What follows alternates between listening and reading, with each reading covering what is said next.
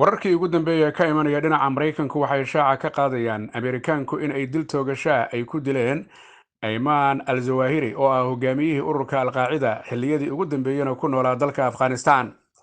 madaxweynaha waddanka Mareykanka Joe Biden ayaa Washington ka sheegay inuu xaqiijinayo in la dilay Ayman al-Zawahiri oo toogasho ay ku dishay diyaarad kamid ah kuwa loo yaqaan droonka cid aanay wadin laba gantaal oo la beegsadeen isagoo meel darishada gurigiisii markaa dhinaca Afghanistan taagan. arrintan iyada ayaa Ameerikaanku waxay sheegeen sidii hadalka u dhigeen in la soo afjaray culays xoog leh oo muddo haystay oo ay ku beegsadeen mid kamid ah kuwa cadowga u ah waddanka Mareykanka. Ayman al-Zawahiri iyo rag kaleba waxaa loo haystay inay ka dambeeyeen amaba ay maleegeen dhibtii dhacday September 11keedii 2001 ee labadii sareeda dhaadheereed lagu soo riday dhulkana la dhigay ee magaalada New York iyadoo wixii markaa ka dambeeyay tiro 22 oo isagu ka mid yahay Ameerikaanku ay madaxooda dul dhigeen qofkiiba $25 milyan ciddii raggaasi meel ku sheegta. 2011 ayay ahayd markii ay Mareykanku sheegeen inay dileen Osama bin Laden oo ah hogaamiyihii ururka Al-Qaacida wixii markaa ka dambeeyana Ayman al-Zawahiri uu xilka la wareegay isaguna uu hogaamiye ka noqday. Ayman al-Zawahiri waxa uu ku dhashay magaalada Qaahira ee dalka Masaarida 19 bishii June 1951 waxa uu ku barbaaray Qaahiro waxbarashadiisa uu ka bilaabay dhinaca dhaqdhaqaaqa siyaasadda ayuu isagoo da'yar uu ku biiray taasina ay keentay markii ugu horeysay in Masaarida ciidamadeeda ammaanku ay xiraan isagoo 15 sano jira. dhinaca siyaasadda isagoo u ololeynayay loona tirinay inuu ka mid yahay dadkii aasaasay ururkii akhwaanu muslimiinka ee isagu ku weynaaday ama ku xoogeystay dalka Masaarida ayuu dhinaca kalena aanu ka maagin waxbarashada inuu wato isagoo noqday dhakhtar qaliinka dhinaca indhaha shahaadadiisana ka qaatay jaamacadda magaalada Qaahira. waa nin ka soo jeeda qoys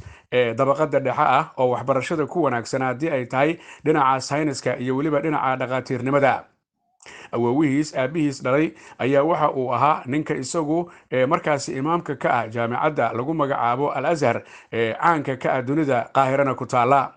waxaa kaloo wararku ay sheegayaan Ayman al-Zawahiri mid kamid ah adeeradiis inuu noqday xogayihii guud ee ururka jaamacadda carabta ee ugu horeeyay aasaaskeediiba. intii dhaqdhaqaaqyadu ay ka jireen dalka Masaarida waxyaabaha lagu eedeeyay Ayman al-Zawahiri waxaa kamid ahaa inuu ka soo horjeestay 1979kii madaxweynihii dalka Masaarida ee xilligaas Anwar Saadaat markuu heshiiska la galay dowladda Israa'iil raggii ka soo horjeestay kacdoonka kadibna xabsiga la dhigay. wixii markaa ka dambeeyay waa uu isaga soo baxay waddankaas isagoo soo maray meelo ay kamid yihiin Yaman iyo goobo kale kadibna waxa uu tagay waddankaasi Afghanistan. xiriir ayuu la samaystay ragga lagu tilmaamayay inay kamid ahaayeen hogaamiyaasha ee dhinaca Al-Qaacida. laakiinse warar ayaa sheegaya Ayman al-Zawahiri inuu xilliyo kala duwan ku noolaa wadamo kamid ah qaaradda Yurub sida dalka Bulgaria, dalalka Balkanka la isku yiraahdo iyo weliba dhinaca Austria, Iran, Yaman iyo wadamo kale. warar ayaa sheegaya xilli kooban Ayman al-Zawahiri in lagu xiray Chechnya oo ka tirsan midowgii Sovieti iyadoo markaa la sheegay dalku galka ama fiisaha uu haystay inuu ahaa mid dhacsan taas awgeedna xariga uu ku mutaystay muddada kooban. wixii markaa ka dambeeyay magac ruux leh oo caan ah ayuu ahaa oo ay bartilmaameedsanayeen Ameerikaanka iyo xulafadoodu taasina ay keentay muddaba in la daba taagnaa isagoo ku noolaa dalka Afghanistan.